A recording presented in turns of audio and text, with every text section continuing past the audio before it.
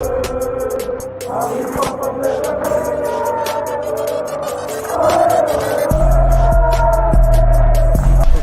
out to Kop-Ish. Shout out to Kopish, guys. Keep all the good work the up. two legends, Emil Heskey, Howard Gill. Can't get much better than that, guys. Yeah. You know what to do now. Like, comment, subscribe. I'm with legends, guys. Kop-Ish. Yes, lovely people, we are back. It is Team Kopish. It is the Monday Night Live show. It's your boy, man, like Matt, Drifty. What's going on, bro?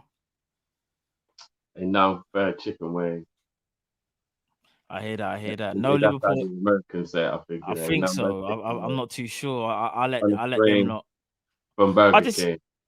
I just see something in the comments about Judas cooking. Yeah, I'm aware England are playing right now, isn't it?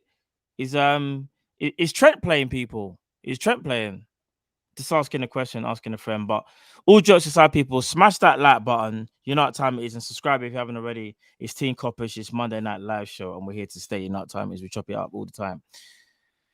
Drift. There hasn't been a lot of Liverpool news, to be honest. Not crazy amount, but there's enough where we can discuss and we can get into it. And I think it's only right we start with one person that kind of is in the headlines, Drift, and everyone knows who that person is. Do you know what I mean? Like, it's man said 2 5. Oh yeah, big up the DP as well. Man's got flipping what's his name from Naruto? Oh my days, my mind's gone blank in a bridge. Hold on. What's man's big up name? Jamal in the thingy. Big up Sadiq in the building. What's Thingy's brethren's name? From Thingy. I don't know. I don't watch Naruto. No. I've forgotten his name. My mind's gone blank. Someone, what's his name? The person who had the mark. Obito, that's it. Obito. You know what time? Oh, yeah. Big up the Naruto fans in the chat if you watch Naruto. And big up everyone else in the chat as well. I see what people are talking about right now. We're talking about Trent, right? That's it. We're gonna talk about Trent right now. But first, I'm not gonna go into the thing that's on people's brains as such. I'm gonna start with something else. So there was a report that came out today. And for the people that are unaware, it came from Gerard Romero, who you could arguably say is a mouthpiece for Barca. Sometimes he chats a whole heap of nonsense. Sometimes he knows what he's talking about.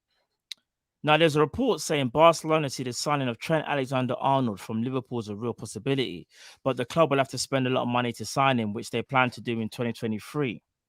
Now, again, you have to sometimes take these things with a pinch of salt because we're talking about one of the most valued players in world football. In general, he's 23, 24 years of age. He's undoubtedly world class. He's just going for a bit of a bad spell. And Barcelona seem like they want to buy more players. Now, a lot of people are going to say this is never going to happen. Not in it, like, it's just why are we even talking about it? But just from a footballing perspective, I think we have to be honest with ourselves, though. Football is a funny old game. Trent Alexander-Arnold has won everything. I understand he is Scouse, so he has that connection with Liverpool. So a lot of people are saying he could never leave. But Jeff, let me ask you a question, bro. This report might be a bit far-fetched, but the way how Barcelona are trying to get back to the top, Jeff, does it worry you a little bit that they could even try such a crazy move to try and get one of the best players in world football right now, and that's Trent Alexander-Arnold? How many years has he got left on his deal? Let me go transfer market right now. Let me see. I think he signed a new deal last year with Fabinho and Ali and Virgil, right? I'm sure he was part of that contingency, right? If I'm not mistaken, here we go, Trent. Yeah, boom, transfer market. His contract runs out in 3 years, so 2025. Now, Barcelona reportedly want him next season. So when it hits June of next season, he'll have 2 years left. So we'll still technically have power in our hands because 2 years in football seems to be quite a long time. So we'll still have a bit of power. So we'll still have power. Yeah. We got power. We got power. About 150 million for us to consider letting him go. So I would probably say it's not going to happen based on that. because I can't see Liverpool letting him go for 100 million or less, especially not with the fact that he's Scouse as well. So it feels a little bit more, do you know what I mean? It's a little bit more personal whenever you've got a player that's from the area. And we all know that Liverpool has a little bit more of a, how should I say, a little bit more of a meaningful side to it. And that's with no disrespect to other areas and stuff, but I do get the feeling there's something a little bit more special about being Scouse and playing for Liverpool than there is, say, I don't know, being a born and raised Watford academy player, or do you know what I mean? Like, I mean, maybe Newcastle has that kind of same feeling where you grow up. Maybe Manchester does if you grow up in Manchester. But you know what I mean? Like, there's Liverpool's one of them cities that I think it means more when you play for your boyhood club than it does in a lot of other. Maybe because Liverpool are such a big club as well, because Scousers will leave Everton and not seem to be as bothered. So maybe it's because Everton aren't as good. So maybe it's because Liverpool's a big team as well that adds to it. But that will definitely add to the price tag, in my opinion, with him being Scouse, with him being English, with him being homegrown. Yeah, we'll probably want more than Barcelona would be willing to offer, in my opinion. All right. Obviously, today I'm playing devil's advocate today, so I'm just gonna hit you with this. Yeah. I think Trent is, how old is he? 23 or 24 now, Trent? 23, isn't it? He's 23, yeah? He's won everything that there is to win. Barcelona come knocking on the door saying, listen, we know you're a Scouser. We know you've won everything. We know how much it means to you. But how would you like to maybe even try and be a Ballon d'Or and play for us? Because Ballon d'Or winners only really come from the Spanish league, it seems. How would you like to, play at the new camp? How would you like to change your surroundings and try and be maybe the first Englishman to, I don't know, win the league, win the Champions League, win the Copa del Rey? Like, these are the conversations I think that will be put to him if this was the case. It can't just be a case of, oh, yeah, we like you, so we're going to try and get you. I think they're going to ask a lot of questions. Do you think it's even possible, though, that they can even sway his mind? Or do you genuinely feel like, nah, Trent is so integral to Liverpool, he's just never going to go? Well, and not only that, I'm sorry, and one other thing as well. You see how Barcelona have been desperate, especially this season, to sell off everything. Their man, they will sell anything to go and get what they want. Their man are selling levers left, right, and center, yeah? Bro, they'll sell 50,000 levers to go and get Trent. Like, that's how on it they are. I don't think money, in a weird way, you see how recent years we've talked about money for Barca? There's also that case of if Barcelona, if they win stuff this year and financially their books are in order, money might not be the issue that a lot of people are saying, bro. No, but here's the thing. To my understanding, and this is just off of basic knowledge I've collected throughout the summer, Barcelona had a big year this year. And it's like an all or nothing gamble kind of thing. And it is to pay off for the future, because they sold off future TV right deals and things like that. So, you've got to balance the books across 3 years, right? Yeah. I don't think they can have another big summer next year, because they had to do a lot of work this summer and let it balance itself out. So if I'm being honest with you, unless they manage to do some other swindle again, I don't know. Where would they get the type of money they would need to get? Because remember, if you're including wages, which it seems like we have to a lot these days, for whatever reason, Trent would be an over £200 million package, including his wages. Where would Barcelona get 200 million from if they've got the situation they're currently in? I don't think they could afford to do that. Like, if I'm being honest with you, money will probably be the only thing that would get in the way. Now, the only reason I'll say never is because Trent's only going to be, 25, 26 when his contract runs out. He'll still be in his prime. He'll still be young. And that's when we'd have to, fret that maybe he could walk away for free like McManaman did. I know a lot of people will say that Liverpool did McManaman dirty, and there's you don't know who to believe and all that kind of stuff. But McManaman walked away on a Bosman, one of the first times it ever happened in football. And he went to Real Madrid. Could we have a situation like that where Trent maybe walks away? I don't know. But while he's under contract, I would find it hard to believe Barcelona would be able to stump up that type of money for him. I hear that. All right, I'm gonna throw you the question that maybe you wasn't thinking about. Our owners are FSG. We sold Coutinho to kind of kickstart a project, so to speak, and albeit with different circumstances. We know who our owners are, bro. Like, we're not gonna get into it, but we know how they work. When they see a bit of green, them man, they do get a bit excited. Let's be real. We know how much Trent is worth to us, but if Barcelona, and again, let me say this as well, because a lot of people think Barcelona spent tons of money. They spent less than what people think. Now, this is just off transfer market. Marcos Alonso reportedly was free. Hector Bellerin was free. Christensen was free. Kessie was free. Now, a lot of obviously these players still have wages, but I'm just saying transfer fees were and massive signing on fees, bro. Not all of them, because they understand that, because they understand the conditions. And I will go if I can, I'll try and find their contracts, but their contracts aren't the biggest contracts. Now, the people that they did pay for, Lewandowski, it says 40.5 mil, even though I think that was more.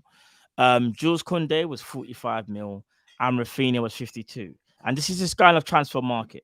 Transfer market are saying that Barcelona spent 137.7 mil, but brought in 31 mil. So they spent 106 mil. Now, albeit when you talk about agents' fees as well, it's probably higher. So, and even if you factor in wages, but let's just talk about fees. So let's just say they spent 100 mil on 3 players, and they brought in, like, how many players did they bring in? They brought in freaking 1, 2, 3, 4, 5, 6, 7, and only paid for 3 of them in terms of transfer fees. That's not bad when you think about it. That's not too shabby, yeah.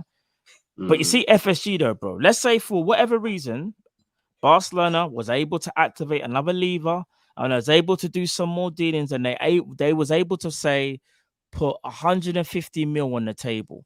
Trent has 2 years left. What do you think FSG do, bro? Do you think FSG would be like, nah, he's that's Liverpool, or do you think they'll consider it? If you're being honest with yourself, do you think they'll consider it, or do you feel like that's techie because you got to think about Klopp as well? But just talk about FSG first, bro. I think FSG will look at any situation that's going to be financially big. So yeah, I think they would look at it.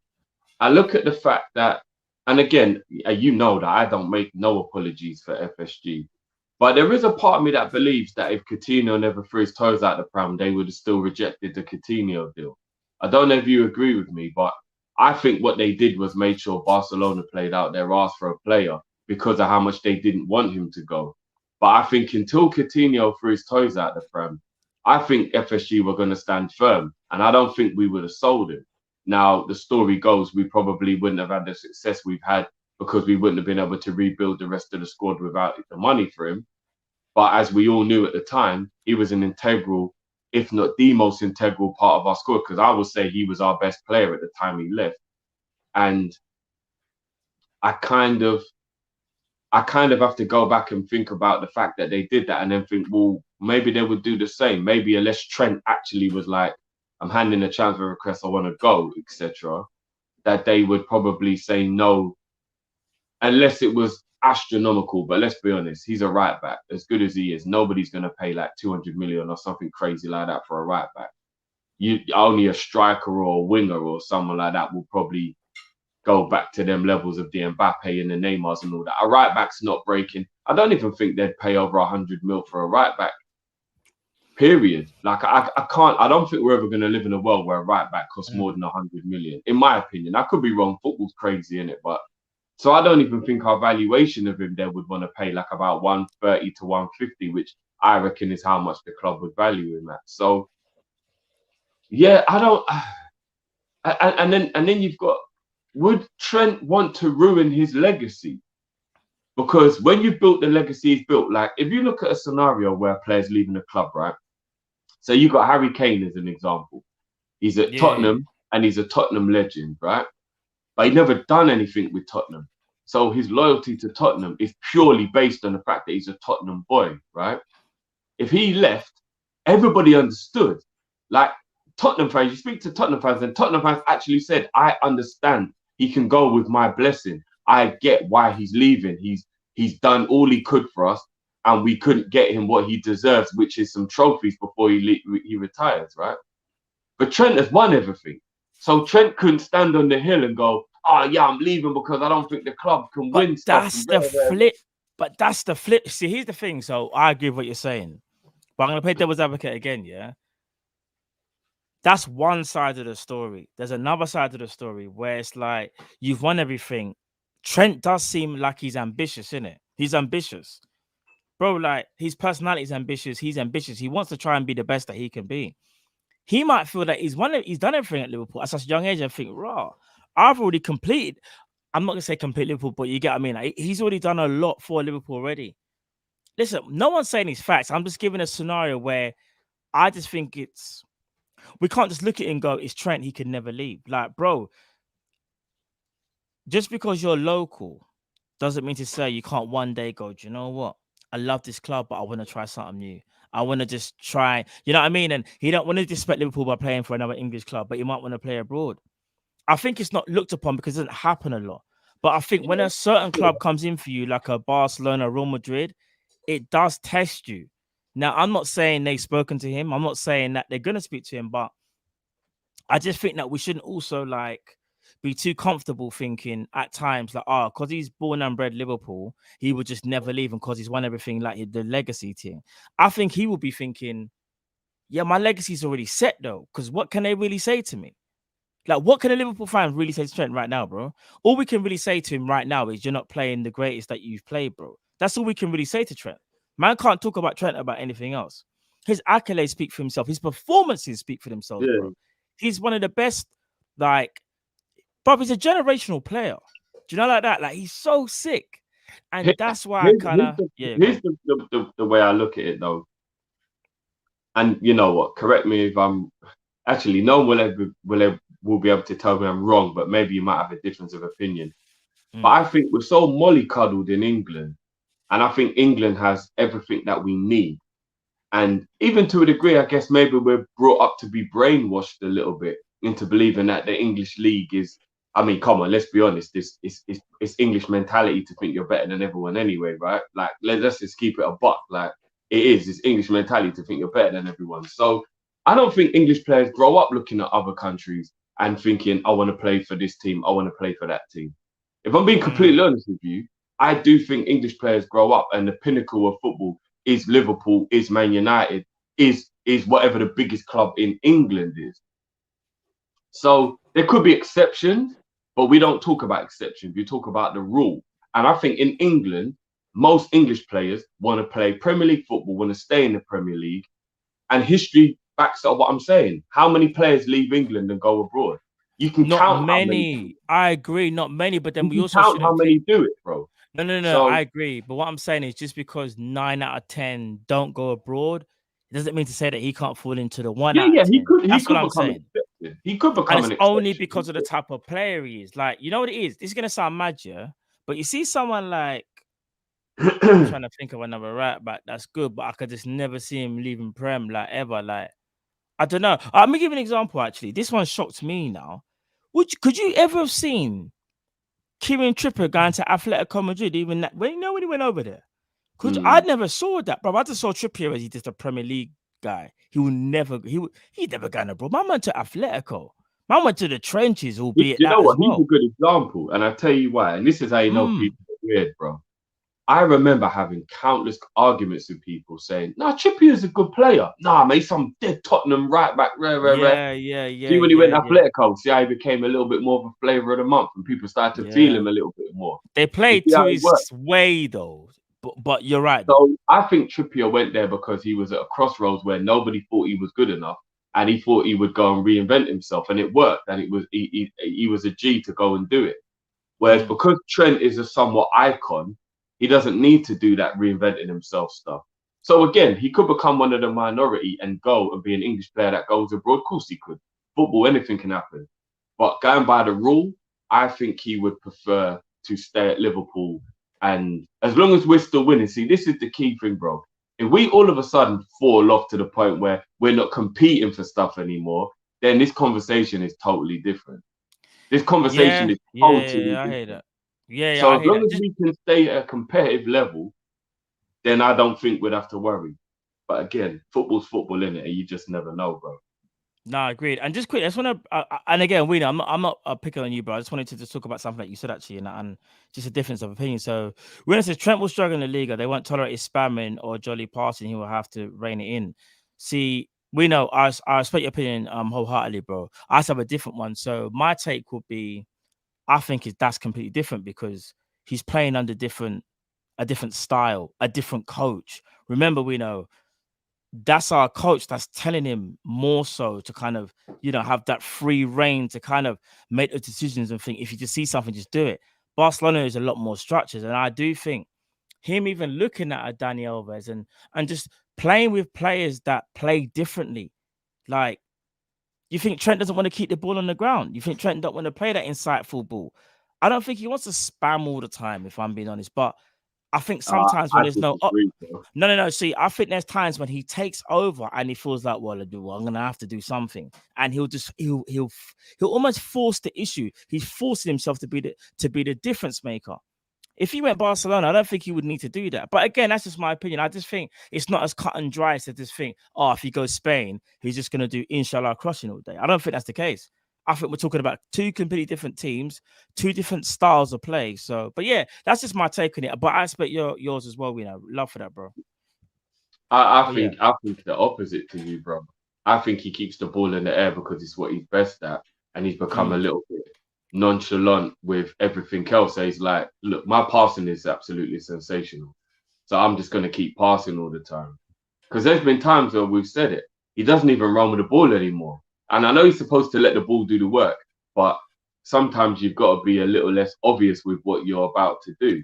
And I think Trent just loves getting the ball and just crossing and passing. I think he does. I think he loves the ball being in the air, bro. If I'm being honest with you. But let's just say you're right. I still do think though he wouldn't do that. But I think, do you know what it is? He can get away with it at Liverpool. I know he hasn't been getting away with it recently, but there's been many a times. There's been stretches where we've all sat as Liverpool fans and gone, Trent, man, like, bro, man's just spamming every game. Would he be good anymore though if he couldn't do that? In No, your of honest course. opinion, if we told him he had to keep the ball on the ground, yeah. No, but You're for us, taking it's away different. half of his game, bro. But for us, it's different. For us, bro, again, look at our midfield and tell me where the difference makers are other than Thiago. You see, when you play for Barca, it's a different thing, bro. Them man have got Gavi and Pedri in midfield. But just off the top of my head, they got Gavi on the right, Pedri on the left, yeah. Man's gonna be working alongside Gavi. Man don't need to spam nothing. Not only that, you're not gonna be spamming balls into flipping. I mean, Lewandowski will get on the end of crosses. Don't get twisted, because he'll put them away. But I think Trent could play more insightful football, something that he's capable of doing. I just think the last 6-7 months, I think we're all right if we say he's been a bit spammy. He has been a bit spammy. However, we can't also deny that's not instructions, because we have kind of altered the way how we played this season. And it's because we're trying to integrate Nunes in, and we're trying to be even more aggressive and force an issue. When sometimes, even when Klopp said it, Klopp has gone, and big up to Jamrock, because I saw Jamrock's thing as well. And he's right. Jamrock has also was alluding to Klopp said we need to be more patient, but we just haven't been. I don't know. There's a bit of mixed messages in the way how we play, but I think with Barca it's very different. I think they can get you to learn a way of playing, and I think he will be fine doing that. But I could be wrong. Maybe you're right, Jeff. Maybe he's just a guy that's just on fully automatic, and he's just got a spam, like he just can't help it. But I would just like to think, because he's such a good player, that he'll be able to adapt. I just don't think there's any point buying Trent if you're not buying him to do that. Like, if you buy him and then you tell him to do otherwise, I think you're wasting your time. No, but I personally, anyway. But here's the thing, though. It's knowing when to use your powers, isn't it? You know, like a superhero. Like, if you're Superman, you ain't just got a laser beam everyone that you come up against. Why don't you try to talk to man and see if you can talk to him first, rather than laser beam man out all the time? Trent's doing that right now. Everyone he sees, he just laser beams, isn't it? Like, if he's Superman, he just with a red eye thing, laser beam everybody. He ain't got time for it. But sometimes man's just got to be, you know what? All right, let me see what he's about. I'll talk to him and see if we can do this differently. Do you know telling me Trent can't do that? Mad, yeah? I'm not pointing any fingers. I'm not going to say any names because I don't want to do that. But I do want to ask a question because I can see a lot of people in the comments are saying they'd happily sell Trent. Trent can go, rare. I just want to ask you, what is the thinking behind it? Because I don't like when people just say things and I don't know why they believe what they believe or why they're saying what they're saying. So I just want to know for everyone who's saying that, why would you, after all of the sensational things that he's done for this football club, want him to go just because he's dropped form or even if it is a little bit of an attitude situation or whatever? Them things can be fixed like that. Like, he didn't have an attitude when he started playing for Liverpool. So it'd be very easy to rein it in, even if it was an attitude. It's crazy. That's I just want to know. I just want to know why there are people who were already saying, "Yep, I'll sell him. Yeah, get rid of Trent. Rare. I'll take him there myself." I don't know. I'm just confused because as a Liverpool fan, if you think that we should sell Trent, I think that is the most entitled, ungrateful behavior that I can think of. Like, and I don't want us to become that as a fan base. So that's why I'm saying it, just to try and give people a little bit of perspective.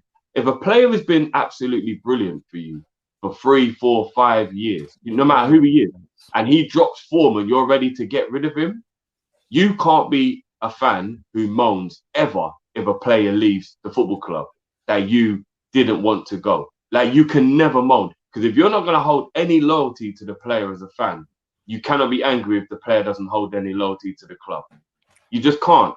Do you know what I mean? Like, so I'm just giving man food for thought for anybody who's saying get rid of Trent. Trent's crap, rare. I'm just be like, right. I just, it's just like, ease up. I hope it's rivals that are just like trolling. Because if it's any Liverpool fans, I'll be very disappointed, man. Very disappointed. Yeah, no, same. Do you know what? We're gonna move on to the next topic, but it still involves Trent. Funny enough, Trent is in the headlines today, and this one everyone's seen it. This is something. This ain't even speculation. This is just truth. Trent was left out of obviously the England squad, isn't it? He's not involved at all. He didn't play on Friday, and he's not playing today. And there's a lot of reports saying he might not make the World Cup squad. Yeah. Now, a lot of people have been talking about it. I just want to read something from where is it? I want to read something from James Pearce. Yeah, big up James Pearce as well. We read him on the show before. Big up James Pearce. He gets a lot of slack, but no, my man, I like James Pearce. He's calm. He's a good guy. He says Southgate's abject failure to harness Trent's talent throughout his reign as England boss says a lot more about his glaring deficiencies as a manager than it does about Trent's ability. On one hand, his omission from the 23-man squad to face Germany is hardly a great surprise. He was an unused substitute during Friday's miserable defeat to Italy and has become wearily accustomed to being overlooked by Southgate. Yet, with his World Cup dream now in serious doubt, it seems utterly ridiculous that a player so gifted can't even get on the bench, considering the run of wretched England performances Southgate has ever seen. Trent hasn't been at his best at club level so far this season, but the same could be said for someone else selected ahead of him, Harry Maguire, Luke Shaw, but we move. The reality is that his dynamic attacking skill set just doesn't fit in with Southgate's cautious brand of football. Southgate seems to obsess so much about what he thinks Trent Alexander can't do that he's blind to the qualities that he could do to a team that's lost its way alarmingly. Yes, it's an area of the squad where England have real strength in depth at right back, with Kyle Walker, Kieran Trippier and Reece James all set ahead of him. Southgate's decision to play free at the back is another factor. I could go on and on. The last thing I'm going to say is this last bit, though. It's a lazy narrative that Alexander-Arnold is brilliant going forward, but a liability defensively. It's used as a stick to beat him with, but much of criticism ignores the role he plays for Klopp and the positions high up the pitch he is told to occupy. There isn't another English player at an elite club with his CV and his ability who has been so consistently ignored by his country. Big up James Pearce. Big up my brother James Pearce. And there's more stuff I could go into, but Jiff, just on your thoughts, I know that was a lot to take in. I'll just shorten it. Southgate is an idiot. He's ignoring Trent's abilities. Trent can't even get on the bench. Southgate, as a manager, is a bit washed. England haven't won a game in the Nations League in 6 games so far. What's your thoughts on it, bro? Because I've got more. All right, here's what I want to do. before we start to go too deep into the whole situation, and big up Torn as well for the super chat. In my opinion, you can't call a manager crap who's reached the World Cup semi-final and the European final. Yes, we didn't win. Yes, you can maybe have your opinion on how the team plays and etc. That's completely fine. But I think if you're just looking at something logically, which is what we're trying to do right now, anybody who's been to a World Cup semi-final and a European final cannot be a crap manager. Yeah. Even if you want to take into the fact that there was an easy path or whatever you want to say, yeah, you cannot get to those levels and be a crap manager. But I do believe that the time has come where we need to have a change within the England setup because it's become boring, it's become predictable, and it's not working anymore.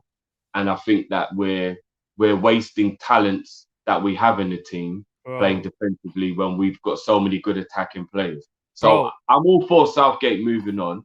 I just think it's very harsh to say somebody's crap. Who I think, if I'm right, even though I know he hasn't won a game in this like Nations League thing, but we've all agreed that doesn't matter anyway. I think he'd won or he hadn't lost as England manager for like 2 or 3 years or something. That's great. None of them meant nothing though. No, including the World Cup and the European Championship. Like I think there was something like he only lost those games. So like in between, Southgate has had one decent tournament, but do you know what it is? Yeah, I'm not. You know me already. I'm not even. He didn't lose a game between like the semi-final defeat to Croatia and then the defeat to Italy or something like that. Like he didn't even lose a game in between those games or something like that. I'm gonna be real, yeah. I'm not even England like that. For the people that know me already, I'm gonna be real. I don't really watch England, innit? That's just me. I don't really watch them. But one thing I do know, and I think it's kind of common sense, yeah. Maguire, if I'm not mistaken, played on Friday. If I'm not mistaken, people, I think I saw Maguire play on Friday because I saw a clip going around on Twitter. Yeah. Maguire's been benched at Man United. Now, I understand the whole you play well for England, so you're not crap in it because people could look at that and go, he's benched for Man United, but he plays for England. That's fine.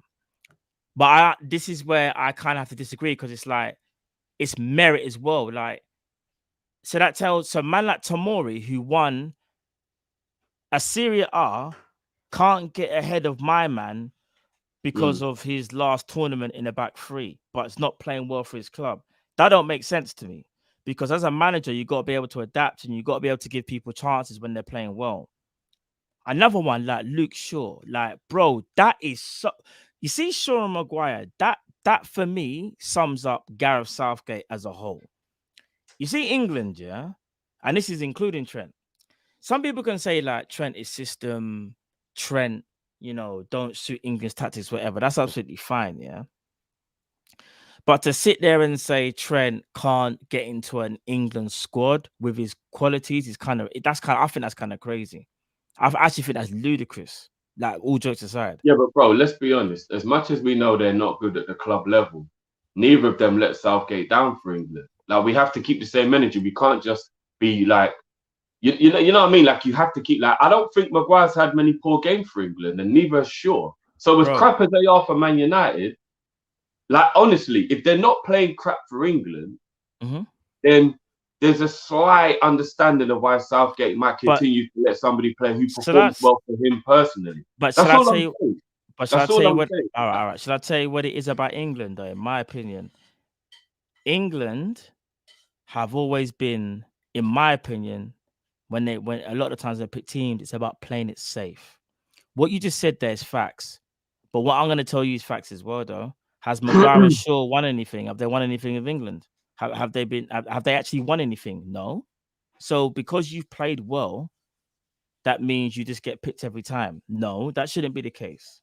If you want to win something, that actually should, like playing well is actually why you should be picked. No, but they've played decent. They've played well. That's fine. That's last season or when the last tournament was, sorry. But if you want to evolve and you want to win things, bro, as a manager or just as a person, you have to be ambitious. Gareth Southgate is not ambitious. England aren't ambitious. bro, some of the people in that squad, I find it mad, bro. Like when I say mad, I'm looking at some of the. In fact, you know what? Let me read off some of the names, and you told me.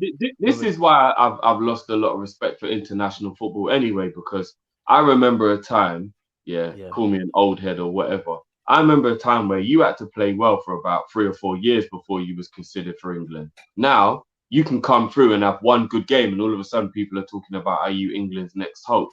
Like England, I've lost respect for international football for that very reason. Like Connor Cody, we've got people who like pick a country just because they'll play them. You know, them kind of things. Like you know, like look, Laporte, for example. Like, I'm not saying if you've got dual nationality that you can't think, but like I swear something was like he only picked Spain because France wouldn't pick him or something like that. Like, you know, it's just like, I don't know. Like I just look at it and I just think international football is just like, it's gone downhill. So, like, I don't know, man. It's a bit of a weird one.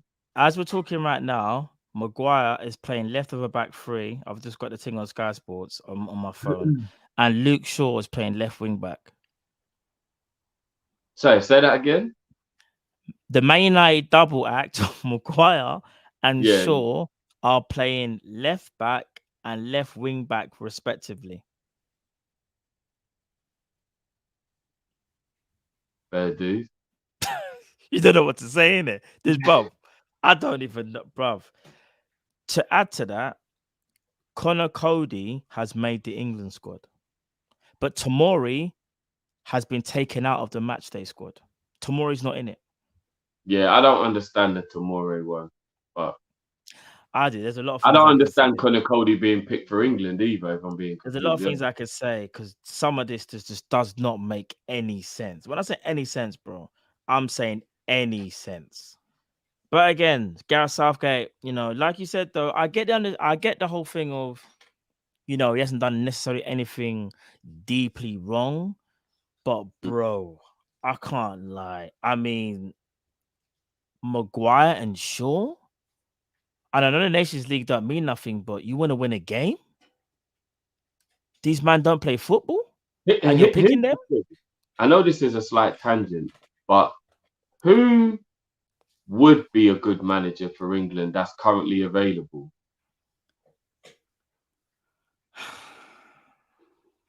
You need someone with some spice, you know, like a little bit of something that's going to stir it up.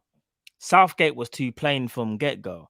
No disrespect, but Southgate was a cheese sandwich, bro. I can't even lie. He was. I think Southgate deserved his opportunity because he done. But everyone liked cheese sandwich, isn't it? There's nothing wrong with like a cheese. No, but you remember the under? Is it the under 21s or the under 23s? Someone said Pochettino. Pochettino has a little bit of spice to it. Possibly, but I don't. Like I said, I think it's time to move on from him. But I don't think it's fair to be dismissive of what he did, because again, yes, he didn't win anything, but as a manager, he done better than every England manager in the last 30 years. He reached the final of an international tournament. No, bro, you can't just dismiss that. You can't. Bro. Like, whether you agree with the style of football or not, it cannot be dismissed. But he still didn't win anything. Okay, he done better. No, you're right. He done better. Dismissing it is disrespectful, in my opinion, and it proves agendas, in my opinion. Bro. I don't know. Do you know what it'd be like, bro? It'd be like if you got a degree in something you like, but maybe it's an easier degree than something else. So, say medicine or law, for example, are like really hard degrees to get, and then like say a media degree is looked at as an easier degree. The person who's got the law degree can't turn around and tell you, because it's an easier degree to get, that your degree is crap. That's disrespectful. Like, you know what I mean? Like, it doesn't make any sense. Yeah, it's easier, but so I'm looking, I'm like, all right, maybe they both got degrees. Maybe he didn't have the hardest path to the final. Yeah, all right, there are some tangible. No, you're missing it. You're missing. But he reached a major final, and no other England manager was able to do that for 30 years. Okay, so come on, like. You can't just. I mean, just dismiss what he did just because of an agenda you don't. All right, so no one's dismissing what he's done, but clearly he took England as far as he could go. Yeah. And it's another case, I think, of man just like England, the FA needs to look for someone else who is it going to be, he's going to play maybe more expansive football, take more risks, because with Southgate, you're not going to win nothing. You're just not going to. He's not a born and bred winner to begin with anyway, bro. So England will always going to have that hurdle. If your manager's not a winner, you're going to find it hard for your manager to even overcome the hurdle with his players. It can happen, but it's just that little bit harder, in my opinion. It's just that bit harder. And because Southgate, yeah, in my opinion, hasn't won anything. Like, bro, he hasn't won no major honors at club level, if I'm not mistaken. Man said he's won something. What's he won? He's actually won. Southgate is first. Southgate actually won something. What did he win? Can you remember what he won, Drift? Southgate. If I'm not mistaken, did Southgate do well in Europe as Did he win Middlesbrough? anything major? Like major? I'm I just don't trying know to think. I don't know if he won anything. Did he win something with Middlesbrough? But when I say this, I'm not trying to disrespect Southgate. It's more just a case of, do you know what? I think you can kind of see the level that he's taken England to. Yeah, it was good, but it wasn't good enough. Like, I think England as a whole have good players, but they haven't really reached their level. Like, do you know what I mean? Like, I'm gonna give you an example, bro. Could you imagine?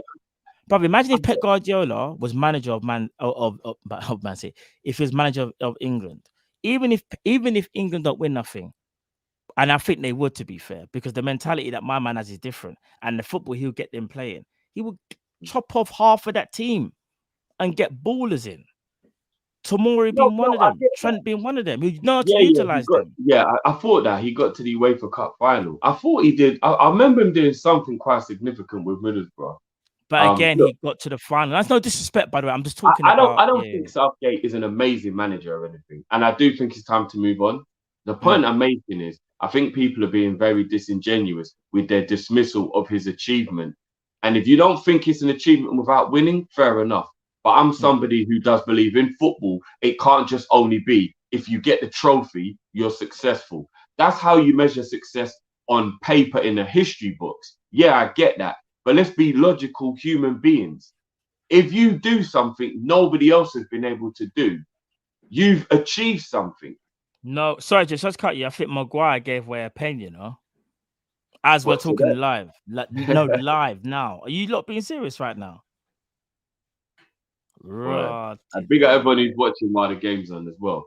So so for me personally, right, being able to get over the line is that part that like is the difference between you being like a legend or being called world class and all that kind of stuff, right? Yeah. But again, context has to be added. So if people go, all he did was reach the UEFA Cup finals. Nah, man, he didn't even win it. It's like, okay, fair enough. He didn't win it. But bro, let me ask you, when was the last time a Middlesbrough manager made a European final? When was the last time Middlesbrough won anything?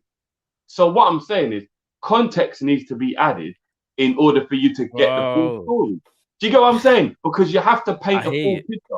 Anybody can paint a picture with a one-sided narrative to make somebody look a certain way. That's why with Jurgen Klopp, I always said when people used to brush him, when he'd lost 5 finals in a row, I think it was, and people would be like, Klopp is rubbish. He doesn't know how to win finals, rare. I always just say, okay, that's a very easy narrative to run with because you have an agenda against Jurgen Klopp.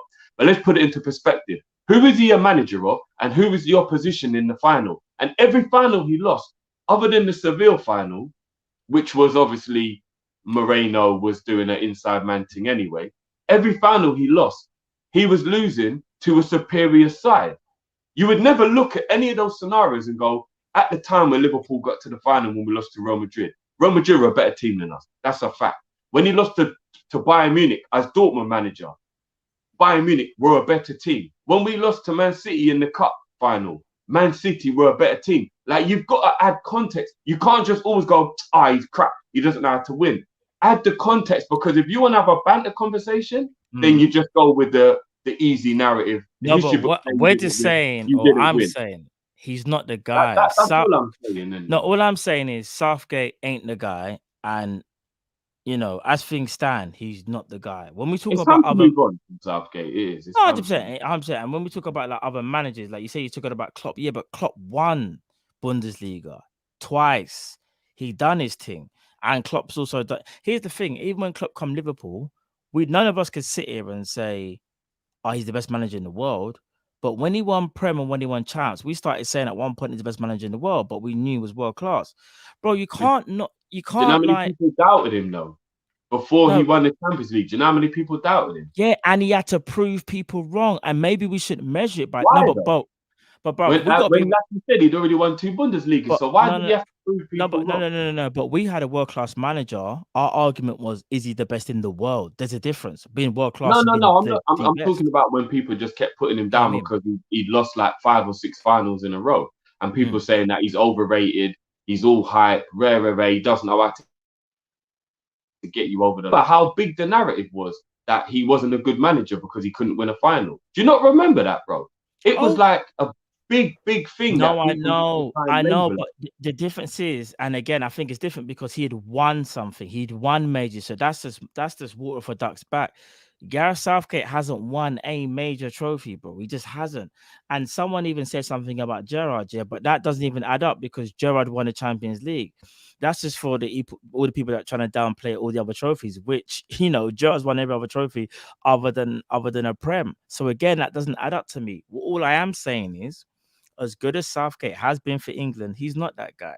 And I think, the longer his reign goes on, it just seems like it just gets a bit worse and worse. In my opinion. Would you change a manager just before a tournament as well? That's the other question. If Southgate was it should have been after the Euros. Well, here's the thing. Really think it makes sense to do it when the World Cup's around the corner. Yeah, maybe not when the World Cup. It's too, but I think that the FA messed up there because they've left it too late. Because, like you said, a major tournament is happening in a couple of months. They've left that way too late. But I'm gonna be honest, bro.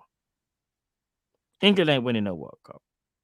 They're not winning a World Cup. And it's because. But then would it have been disingenuous to sack a man who got to a European Cup final? Bro, I know this is different, and I know what you're gonna say. But how many managers have Chelsea sacked when they won things? Because hear me out. Chelsea won it. Hear me out. Chelsea won it perfection. The problem is in England, like I said, the mentality of playing it safe. They know Southgate is a safe bet. Southgate will do well. But, bro, let's be real. A real footballing man will know Southgate's not going to win it. England went with their best chance was the last tournament when they could have done something. And that could have changed the whole narrative. Because if you win something, the mentality changes. They've won something. They've got it underneath their belt. They can build confidence. The manager and the players. You can't, I'm going to be honest, bro. Southgate's no Jurgen Klopp. You can't, lose something like that, which was in the grasp of your hand, and then go and win the World Cup, bruv. I could eat my words. If England win the World Cup, I'll sit there and I won't even say a word. I'll be like, bruh, man got that hella wrong. My take was horrible. But that's just what I think, innit? As things stand.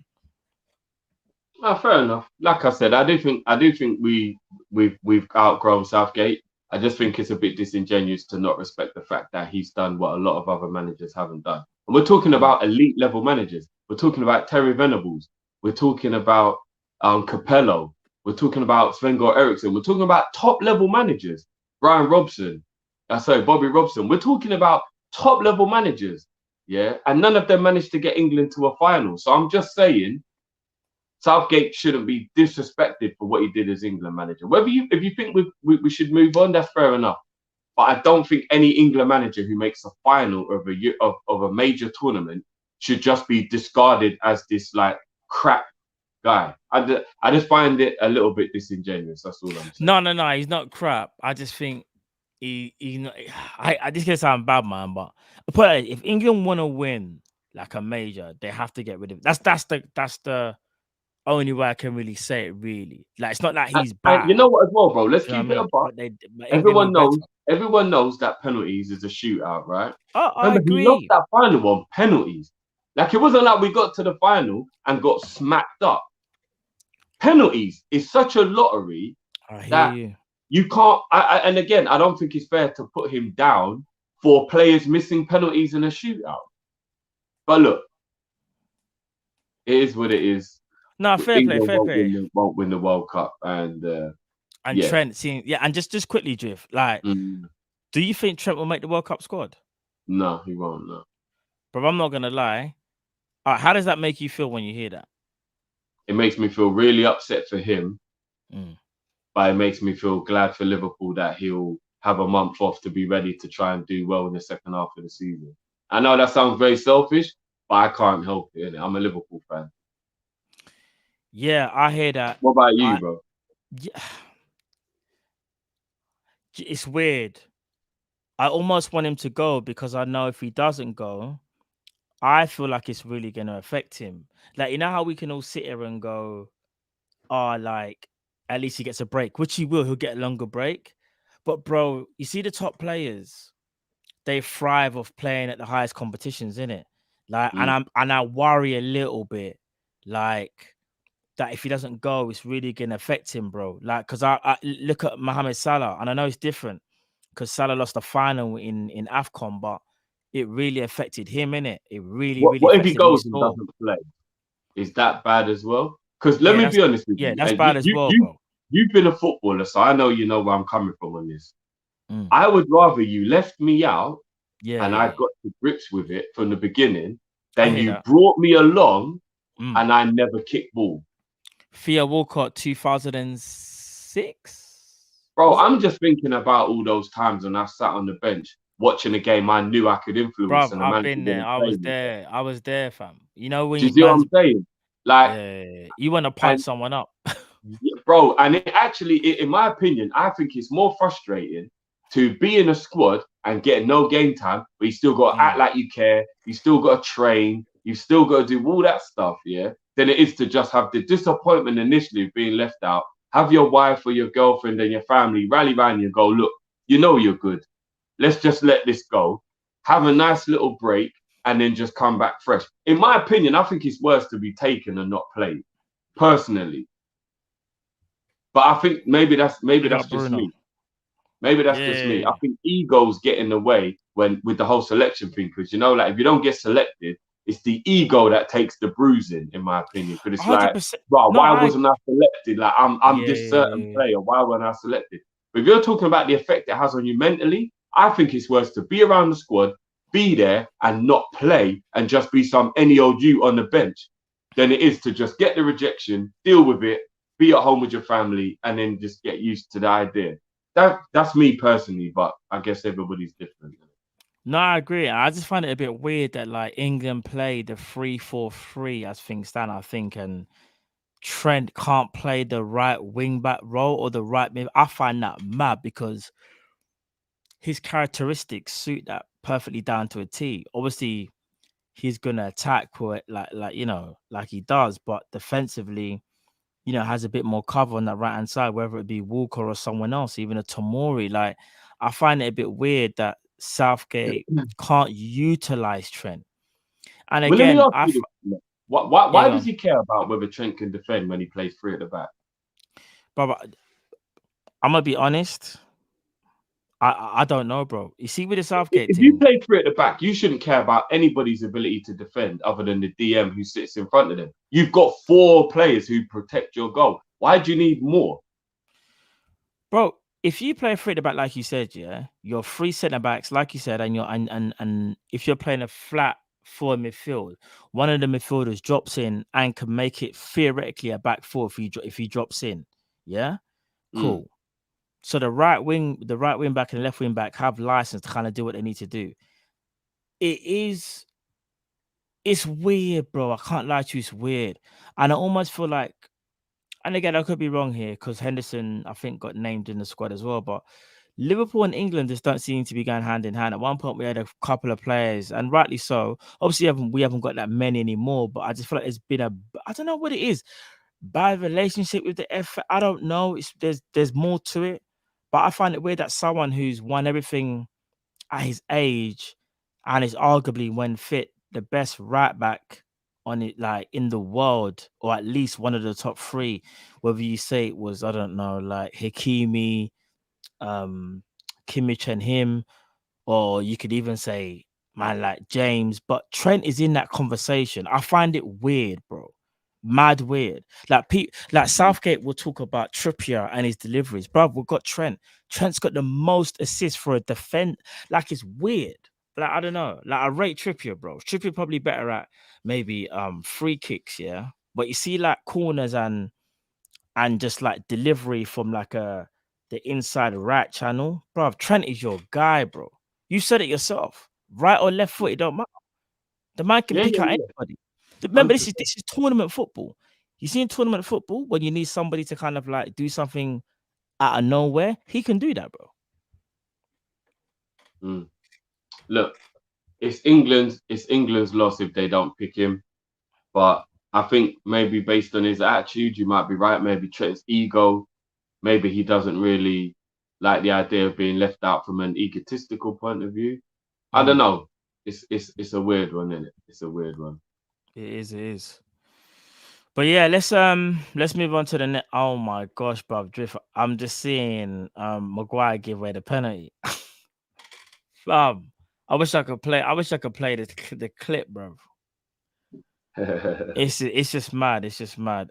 Big up Trouble Laws as well. It said like the stream, guys. Subscribe if you're new. Support is greatly appreciated. Big up, bro. Love as always. Big up Chris Angel in the chat. Big up Liverpool 12th man. I see you in the chat. We got a birthday as well today, bro. We got a birthday. All right, another birthday. Yeah. All right. Big up. Whose birthday is it? Abisali. Is that how you pronounce it? Abisali. I don't want to butcher his name. I think you got it right. Yeah. I think you got it right. Yeah. Big up yourself, bro. His brother's birthday as well, man. So drop the beat, man. For both. Hey, listen, I'm dropping the beat, fam. Trust.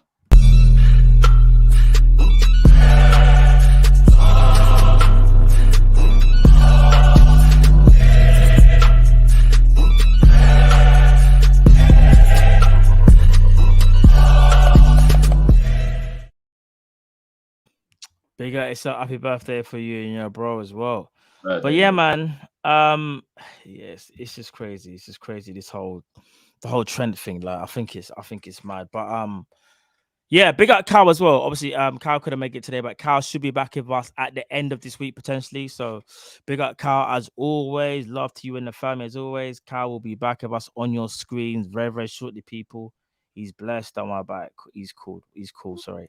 But yeah, let's talk about something else, Drift. And again, it's more negativity, but this is what happens, Drift, when it's just international football, bro. You know what I mean? Where'd I put the thing? Hold on.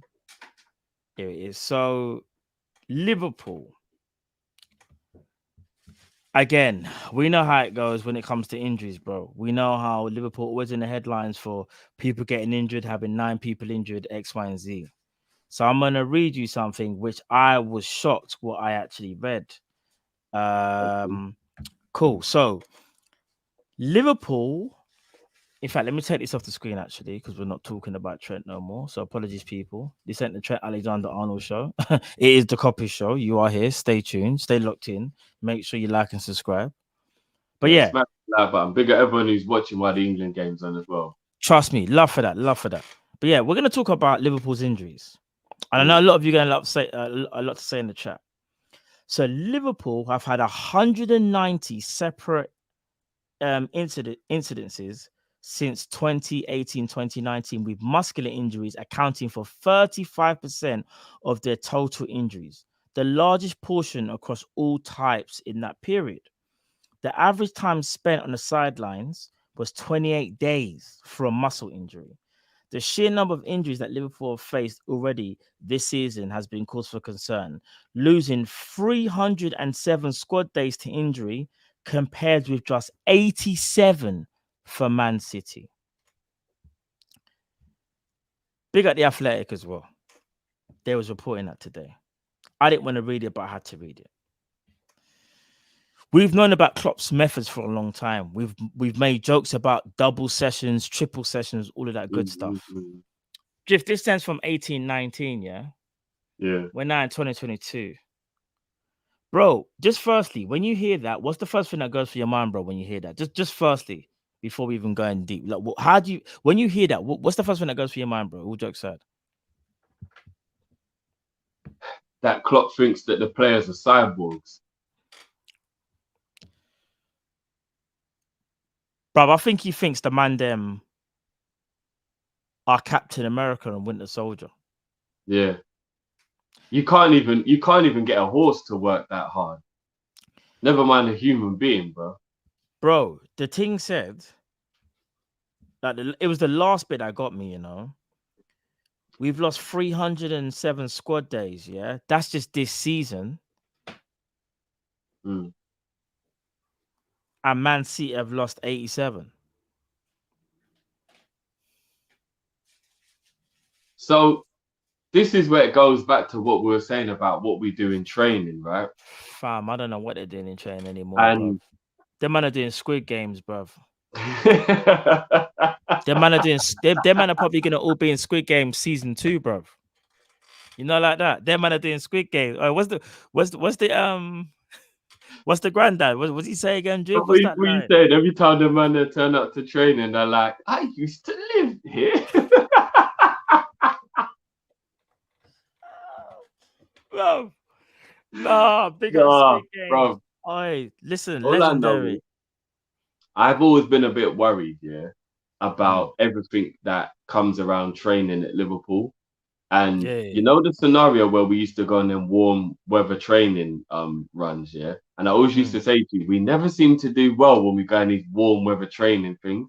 It's because I think Klopp was at high altitude, hot weather, proper putting the players through it to like gain fitness from it. But really, they're humans. All you're doing is you're running them into the ground, bro. And then they're not like, do you know what I'm saying? I don't know what's going on with our science team, right? Because remember, we've got all of these like sports scientists that tell you how to get players at their peak levels and all this kind of stuff. But surely giving double sessions the same day as a football match don't make any sense, bro. Like I can tell you without science and without a specialist that doing a double training session and then playing a football match is exhausting. I don't need a professional to tell me whether that is good or bad or whatever. It's exhausting. And if you do that consistently, eventually the muscles will end up getting tired. And everybody knows the majority of the time you get a muscle injury because the muscle is tired. That's what genuinely causes muscle injury. It's fatigue. You know what? I'll say this, big up Jamrock as well, because I get what Jamrock means. He says, at Team Kop-Ish, it's not Klopp, mate. It's Andreas. I can never pronounce his surname. I think it's Kornmeyer or My manager's calling Quagmire still.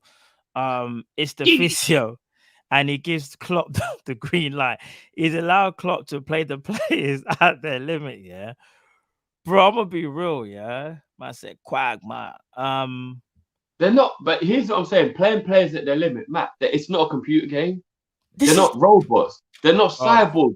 Like humans are very like, Bob. No, humans are humans. No, humans are delicate. Any human is delicate. I don't care. You see how we make all these jokes about, I don't know, like someone never gets injured. He's a cyborg, rare tear. Bro, he's still a human being, fam. We all have limbs. Like we all get tired. You see, Bobby Firmino, like even him, he's probably one of the most durable players that we've actually had in Klopp's tenure. And for the last 12 months, he looks like a Brazilian Andy Carroll when it comes to fitness. Just fitness, not his ability, just fitness. I big up the Twitch gang in the building, by the way. It's mad. Yeah, big up the Twitch gang. Love for that as always. But it's mad, like what them man have done to certain players, bro. Like, I don't know. I just think to myself, like you said, bro, like, as much as we joke about intensity and whatever, bro, you can only do that so much before players do start to break down. And we're seeing it already. Bro, we're in September, September. There's a World Cup coming up. And the players are already breaking down. And at one point in the season, remember when we had bare players out, Jeff, we had like 8-9 players. Bro, how can we have that already? We was only 5 games in or something like that. That's madness. And here's the thing, bro. Luke Shaw own goal. You can't write this up. Shut up. If you're pushing players to the limit to try and get the best out of them, I can understand that to a slight degree. But again, when you know how, like, let me give you an example, bro. Yeah. In fighting, for an example, whether it be like boxing or UFC, you'll really push someone in a fight camp, right? But the reason you're pushing them is because you're trying to get them to an optimum level for half an hour combat, or a little bit less if it's UFC, but you know what I mean, like give or take, right? was it 36 minutes for a boxing match if it goes all the way? Yeah, something like that. Yeah. In football, you've got a whole year of playing. So it's like, let people gain their fitness naturally. I'm not saying don't push them, let them be lazy, but do you get what I mean? Like, there's a big difference between pushing somebody for like 12 weeks for them to have this one moment where they'll be competing.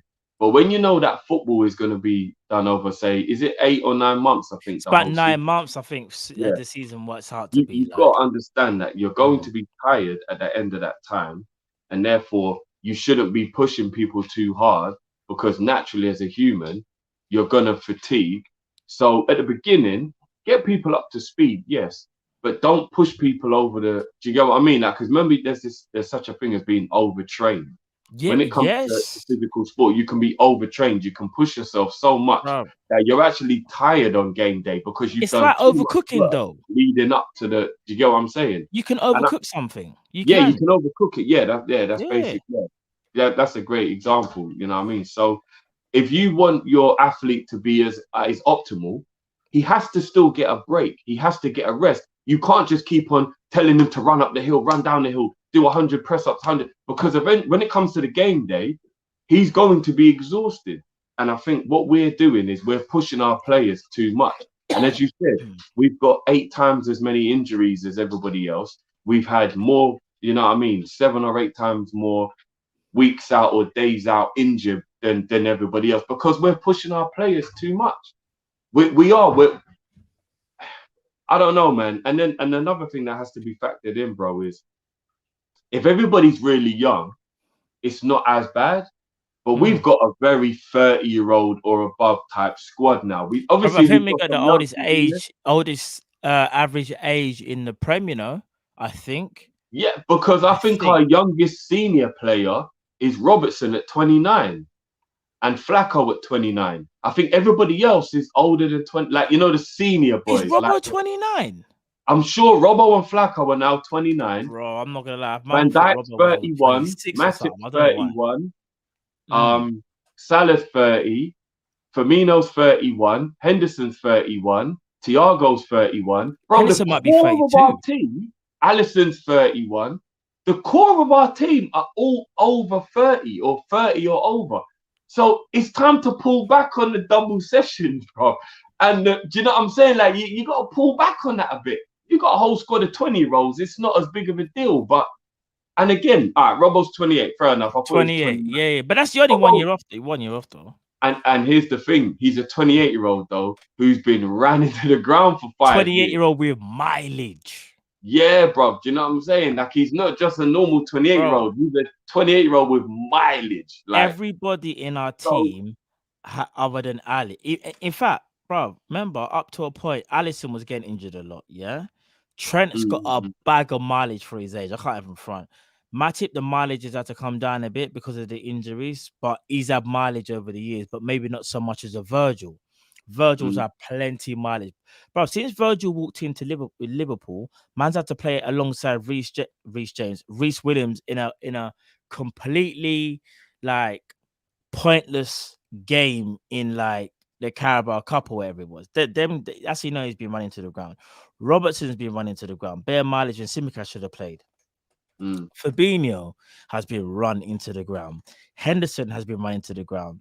To be fair, you see Salah and Mane? No, Salah has still. I was just thinking about them both. They kind of both have. They need sometimes. Salah's been run into the ground. 100%. Yeah, the club needed to save them from themselves. And Firmino's been run into every single player that we've had under Klopp's era. A lot of them have been run into the ground. I can't even front. They just have been because that's part of our philosophy is just to be intense. No, but here's the thing then, Matt, and this is why I asked you this question. Crazy. When was the last time Liverpool were intense? What's the point of being intense in training if we're not going to be intense during the game? We've been outran by every opposition we've played this season. That's true. So we're not even doing any intensity anymore, bro. You know why? Because the players are getting injured. So hard in training?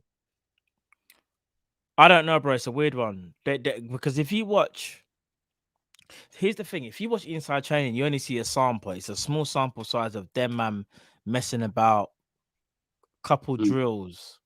But all in all, journalists will say Liverpool's like training regime is like it is serious, isn't it? And don't get me wrong, training is supposed to be serious, but I just think there are times when maybe our training should be looked at a bit more and think, could we just take it down a notch? Because, bro, I'm not gonna lie, like some players just look like they've been burnt into the ground, fam. Like they got nothing left, and it's like, No, you know what, bro? I don't think they don't have anything left. I think they're just tired in the system that we're trying to play.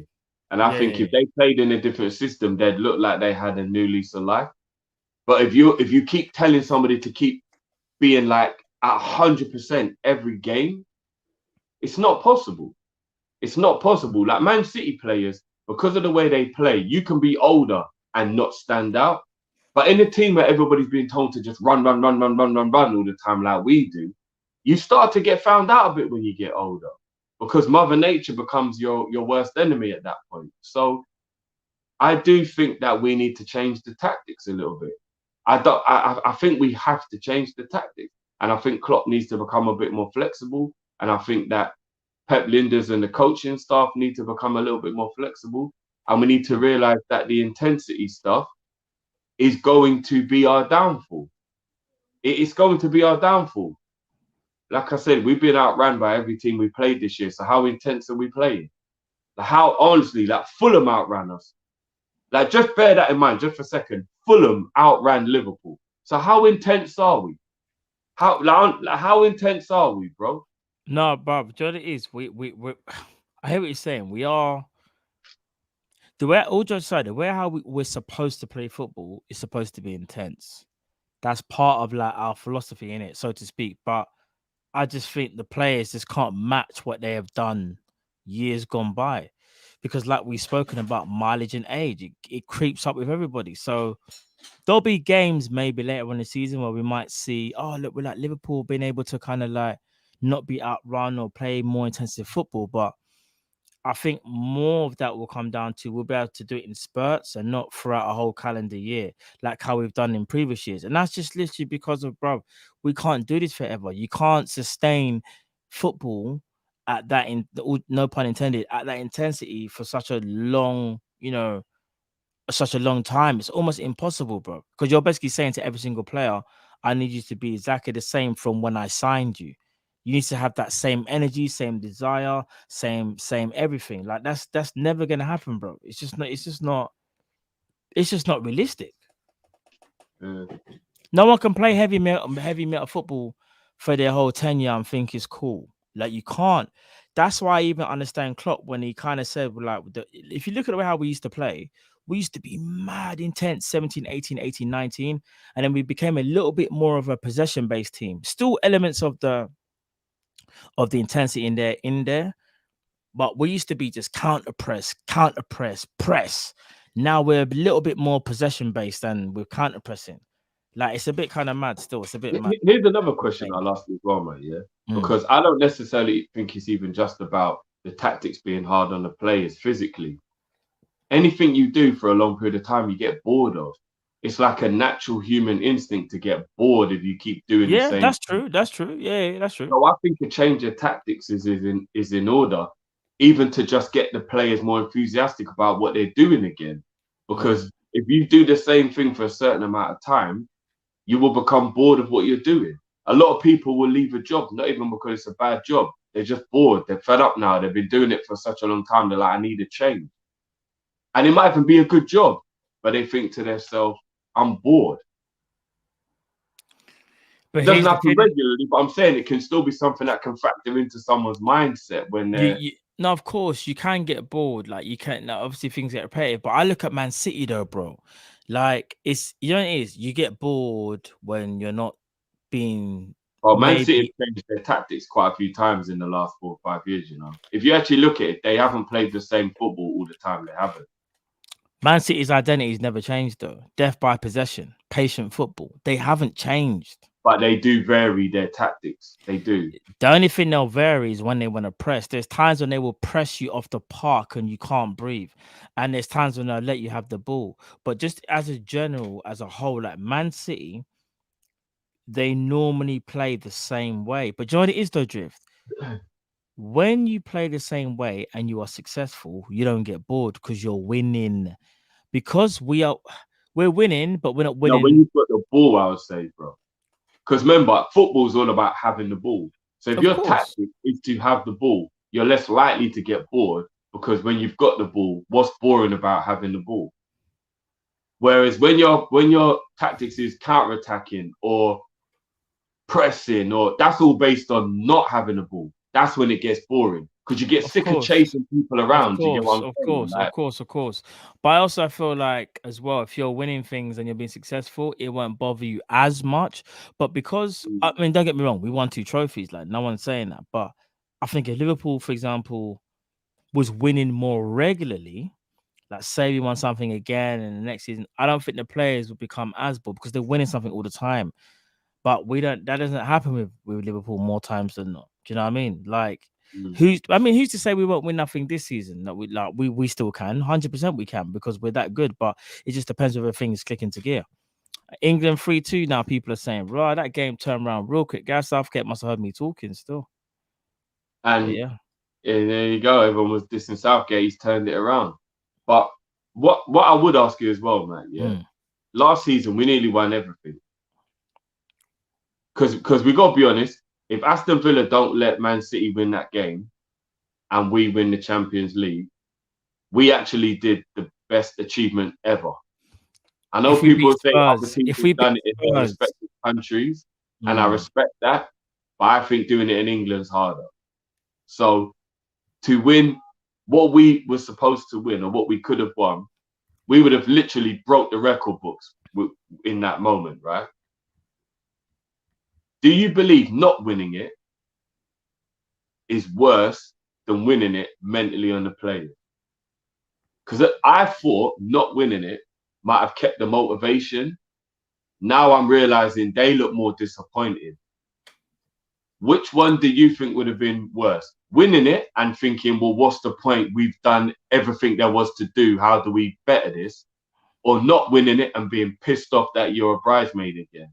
Like, which one do you think is the worst? It's clearly not winning, especially because it's all right. So the Premier League burns Liverpool bad, especially because we lost by a point, and it was practically in our hands, bro. If we beat Spurs, we win the league.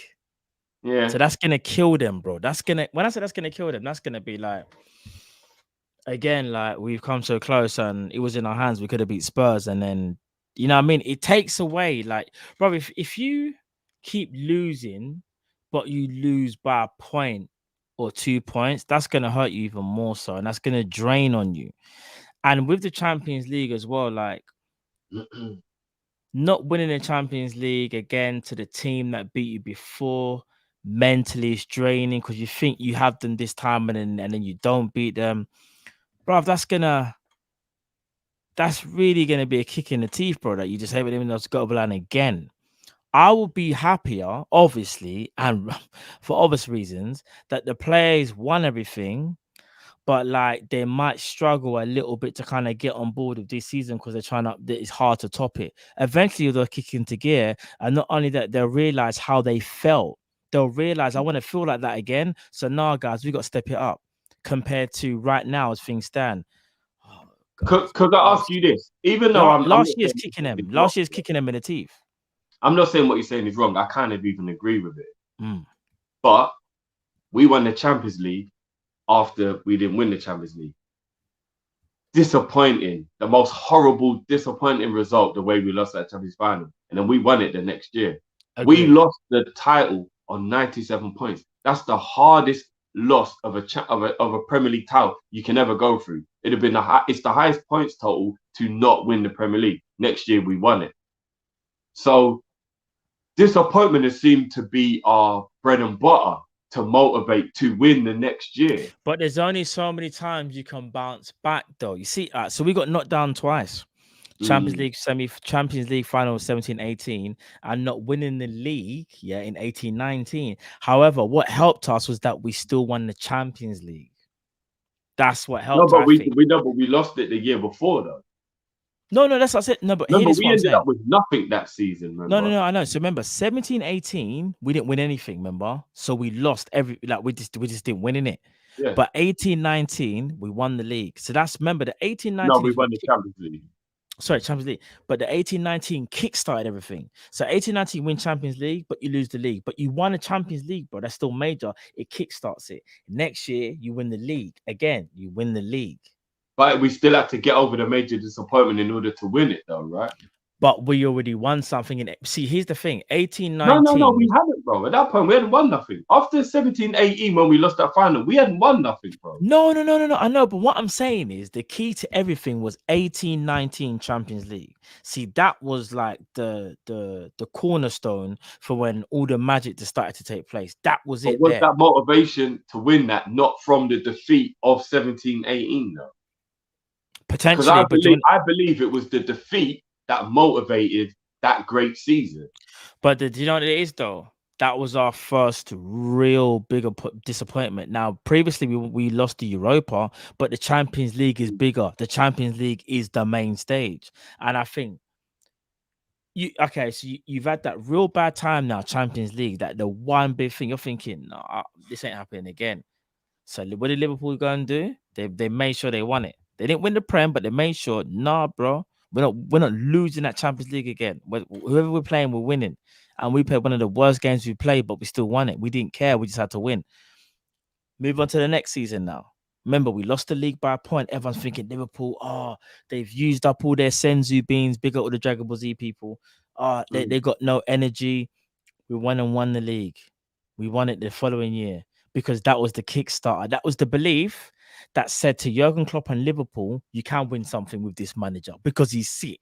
What are you talking about? All the critics saying all he does is losing finals, he ain't good enough. We said, yo, Champions League, where there? We took it and boom, what happened?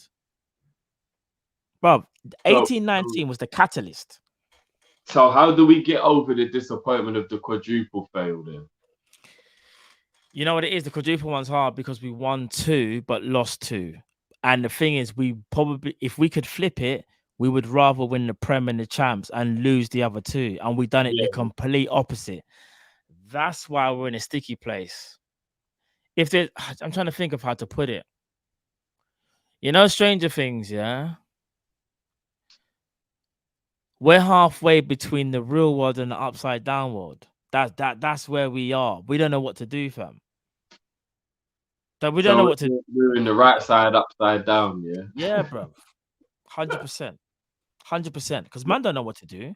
Certain man are thinking, raw, like, we lost the Champs and the Prem, but man still came out of here with 2 trophies. And then you got the others thinking, yeah, I got these 2 trophies, but I wanted Prem and Champs, man. This ain't enough. Bro, it's hard, man. It's a hard thing to juggle for the players, for the fans, for the manager, for the staff. However, there's no excuses as to why we're not doing better, though. We should be doing better than what we are doing now. I don't care about fatigue and all them things there because everyone else has gone through the same thing. And that leads back into the whole players being overplayed and things like that, bro. When you actually just, bring it back full circle. Let's go full circle, yeah? First game of the season, I think I made the excuse before a ball was kicked. I was like, we're probably going to be leggy. Doesn't matter. As long as we win, we didn't win. Bruv, like,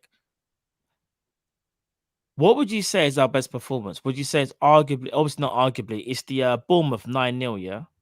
It's 9-0, but that's an anomaly. That's a bit of an anomaly, yeah?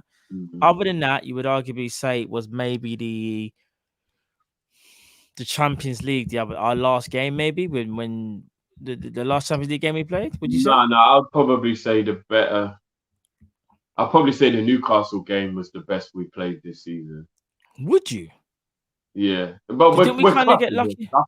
I think we've been playing poor all season. Yeah, no, we haven't played well. We're clutching here, but I'd probably say I enjoyed the Newcastle game more than I enjoyed the Ajax game. Yeah, I don't think we played well against Ajax. I know there's people who disagree with me, but bro, that Ajax game, I don't think we played well against them. I know we won the game. I thought we played a right game. I thought we I don't played think decent. One of our better well games. against Ajax, man. Play one of our better games, bro. Because think about it, like we looked a bit more like us. What it was, Ajax were dangerous, but we looked more like us, bro. Especially going forward. I don't know, man. I just think if you think about the reason why we look the way how we are, you could say some of it is fatigue and some of it is tactics. But I do feel like we look a little bit leggy at times, though. Would you not agree, bro? We used to be notorious for the fast starting thing, bro. When was the last time Liverpool done a fast start thing? No, I we can't even lie. conceded the first goal like In nearly 9 out of every the last game 10 we've games played. or something. It's Yeah. not good enough, bro. No, For a it's team that kind of always used to like put like this, yeah. not. I hate to say it because some people will say it was unfair, but we're the fighter that would sucker punch you and then get into a ruckus, innit? Like it's like someone saying something to you and then saying, I'm gonna get you back, and then you catch man slipping and you just start piling them in. That's what we've done. That's what we used to do. Now, man are saying to us, what you got for me? And we're because we can't sucker punch them anymore and get our little one bang in and shake out the whole thing. Every man's just clapping at our jaw, bro. I'd rather go back to 17-18, where we looked defensively fragile, but we were so brilliant in attack. Hold on, what year did you say? 17-18, when we were a bit suspect in defense, but we were brilliant in attack. No, we could never do 17-18 because we ain't got Coutinho though. That's the thing. We had the Fab Four though. No, but remember, for half of the season he wasn't there. We were still brilliant in attack. Bobby, Mane, and Mo were killing it in attack, but we're just susceptible to defensive errors. What the upsetting part is that we're not looking that great going forward while we're having this defensive issue. That's what the problem is. If you're having defensive issues, they can be masked if you're scoring loads of goals, but we're not even scoring loads of goals. So the defensive errors are really getting highlighted. You know what I mean? If you win every game 5-2, nobody cares you keep conceding 2 goals because you keep scoring 5. But we're not. We're conceding the first goal a lot. We're drawing games. I'd arguably say I get what you're saying. 17-18, in my opinion, was way too unbalanced. Because even though we were sit going forward defensively, there was just too many games where we conceded. But I will say 18-19. I know what you're saying though, because from attacking point, 17-18, even in them 6 months of Coutinho with the other 3 was just different. But do you know what scares me more than anything, bro? If I'm being honest, yeah, it's the last thing I'm going to talk about before we go. Yeah, what scares me is maybe because there's not enough evidence to see it, but I find it hard that we're ever going to replicate a Mane, Salah, Firmino, you know. And when I say replicate, I'm not talking about players have to play the same way. I'm just talking about their greatness as a trio, like as a unit. I'm scared that it's going to take so many years even for like that to keep kind of even happen, because I think Diaz is going to be world class if he isn't already. I think he will be world class. I think once he gets a couple more numbers, I think the argument can't even be, you know, talked about. Nunes, obviously, if Nunes comes good, I think he can be a world class finisher or world class striker. So you got like your dribbler, your dribbler in Diaz, your finisher in Nunes, and Salah still doing what he's doing, but obviously eventually Salah will leave. I'm just talking about that next era, bro. Like where it's like we can sit there and go, no, we're all right. Because even if we're all being honest, do you know how hard it is to kind of like replace Salah, Mane, and Bobby Firmino as a trio? Not even just individuals, because individuals is on another planet. Imagine at one point all 3 were world class. Do you know how hard it is to get all 3 of your forwards, your main forwards, to be world class? Even if you say you want to put Jota there, let's just say Jota's there for argument's sake, and Nunes is still adapting. Salah's not going to be around forever. You got to find another one, and then they've all got a mesh, because there'll be games when they'll play well, but they got a mesh, bro. But is it hard if you spend money? No. I'm not saying talent just literally is just readily available all the time. But let's be honest, bro. There's very few problems outside of health that money doesn't solve. In fact, I think health is the only problem money doesn't solve. And even in some cases, money solves health. If you're rich enough, you might be able to get help other people can't. So when you're saying that we don't have the front three like we did, you're right. But the reason is because we don't invest enough. Because if you're trying to replace world class, you buy world class. You don't buy project, or you don't buy like unproven to replace world class. You just don't. Well, not if you're serious about being successful anyway. Like if you look at all the teams across the situation, I don't really think any club that's super successful really brings in an untried player to try and replace a world-class footballer. Like you normally try and go like for like. Liverpool you don't try. seem to do that. Yeah, you try, but it's not always the case. Like I've seen Gerrard, big up Gerrard, because Gerrard's like, well, why didn't money sold Man United and Everton? But the difference is that their structures, I think their structures are just not set right. So it just starts from within the club, Jamrock, in my opinion, their mentality and their scouting and whatnot. But I think with us, because if you look at Liverpool as a whole as an institution, I would say everything is spot on, even when it comes down more likely than not to recruitment. However, the money that we could probably spend, maybe a little bit more to get us that kind of X factor player, I think sometimes we worry a little bit too much, and then we don't do that, and then we might deviate from getting that player that we really wanted. For example, there's no guarantees that we're going to get Jude Bellingham. However, I do think Jude Bellingham is a very, very talented player. And that's someone that we definitely should have gone in for instead of waiting until 2023. Now, I understand when teams say, a player's not in the market. However, if you really want that player, you can kind of force the issue, be a bit of a bully. It doesn't always work, by the way. It doesn't always work. But I feel like Liverpool was just told and we're like, all right, cool. We'll leave it. We'll come back next year. Like I'll go back to it. The infrastructure is there for us, Drift. I think it's different. I think with those other teams, there was no plan in place. They were just buying players and thinking it was just going to happen. Whereas Liverpool have a plan in place, or at least more of a plan. So like you're saying, I think if more money was put down at Liverpool, we would be in a better position and we would be more successful. And that leads into the whole Mane Salah Firmino thing, because as much as we can try and gamble on other players or make calculated risks, there are times when you go, no, let me just go and get the bad boy. Let me just go and get my man. Because I'm going to be honest, as much as we want to support Nunes, and we will support him, I will support him. He wears a Liverpool shirt. If you go back 12 months and we bought Haaland, it's a different conversation. Because Haaland's career is ahead in it, is ahead. So you kind of know what you're going to get, so to speak. That's Liverpool throwing down the money and going, this guy, we need him to be at the top straight away. We need to throw a bit of money at it. Let's do it. Well, and again, take out the human element just for a second, because like we don't know what players are thinking. So let's just talk about like football without the human element.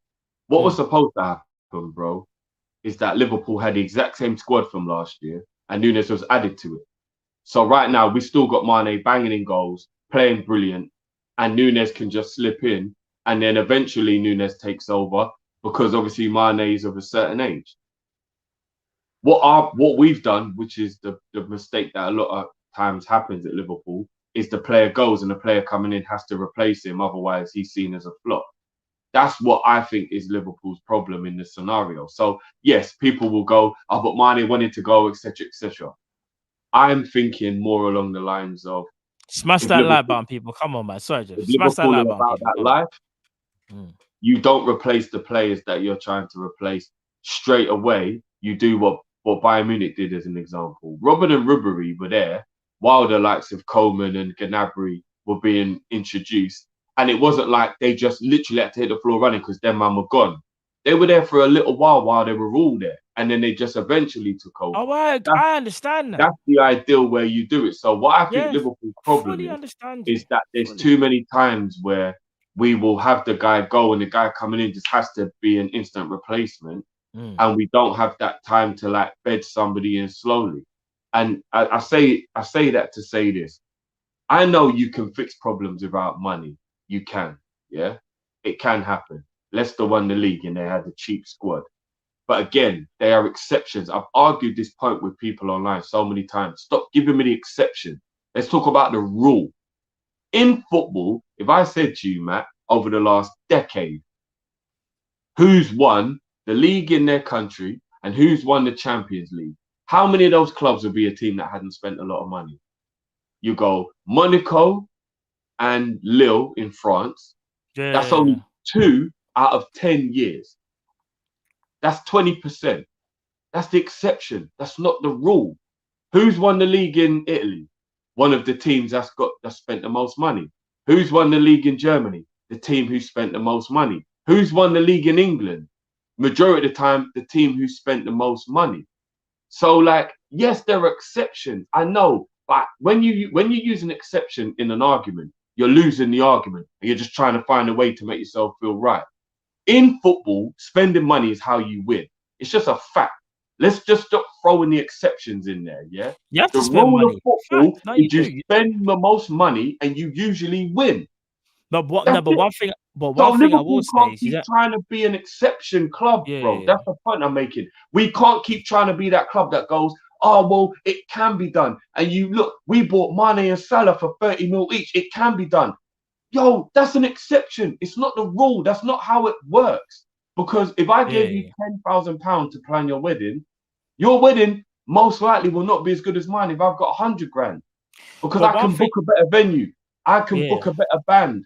I can pay for people to go abroad. Do you get what I mean? But like normally your budget is what you get your outcome of. So we got to stop using this exception to the rule that maybe we might be able to do it because we did it like this and we didn't. No, spending more money usually ends up meaning you win. It's just a fact. So until Liverpool start competing financially with Man City and Real Madrid and Bayern Munich and PSG and all that, eventually we're not going to be able to keep up. Klopp's working miracles to keep on turning this club round the way he is, where he'll lose players and he's got to bring in kids and all that stuff. It can only run for so long. Klopp himself must be exhausted. The whole time he's been here, other than one summer, he's had to like really get the most out of his team in order for us to be successful. Him as an individual, he must be exhausted by now, bro. I hear what you're saying about when you normally spend money, you normally get good results. But there are other things you have to factor in because sometimes you can spend a load of money and it goes wrong. Because hence why we always get the narrative of like a big money flop, so to speak. You know what I mean? Like you got your Lukaku's, for example. Like you get a Soldado at the time when Spurs bought in big money. Like you get players where it doesn't always work when you spend a load of money. And that's what I will kind of slightly deviate from what you're saying. I would say 100% you spend money, but you don't necessarily have to spend the most money. It's about being smart with your money. Because you will know as well. Like, because you will know in life, like, if you're smart with your money, you make smart investments, you can make more money than someone who just throws money at everything. And I know that's not what you're trying to say. You're just trying to say, in football, more times than not, if you put together like a decent amount of money and you're smart, and what I'm saying, you're smart of it, it can work. The problem is though, like I think with Liverpool is I think we come under maybe your thing in terms of we just maybe haven't spent enough. Because I think we've been smart with our money. I think we've shown we have been smart from the players that we have. But I do think there are times when we could spend more. And I'm guessing that's what you're alluding to. Because I think there's this notion that Liverpool don't spend money. We do. We just don't spend enough or what we would like. I think that's what it boils down to. We don't spend enough when you know that there's more things that can be done. No, we just do it. And again, I get it. People will say, oh, look at Lukaku. Lukaku was 100 million. It didn't work out. So there's the proof not spending money always works. Yeah, of course. Not spending money, spending a lot of money doesn't always work. I get that. But again, I still believe if you was to go across football, it would still end up being a minority, not a majority of big name players that don't do well. Like if you put it all together, I think it would be more time if you spend the money, the player does well. And I'm not saying it's got to be some £90 million record breaking deal, but you get what I mean. Like the type of money you would expect to pay for a certain level for a certain caliber of player. Like I think if you go through football in general, you will look at all these players that at the time when they were bought were maybe like, wow, how much did he cost?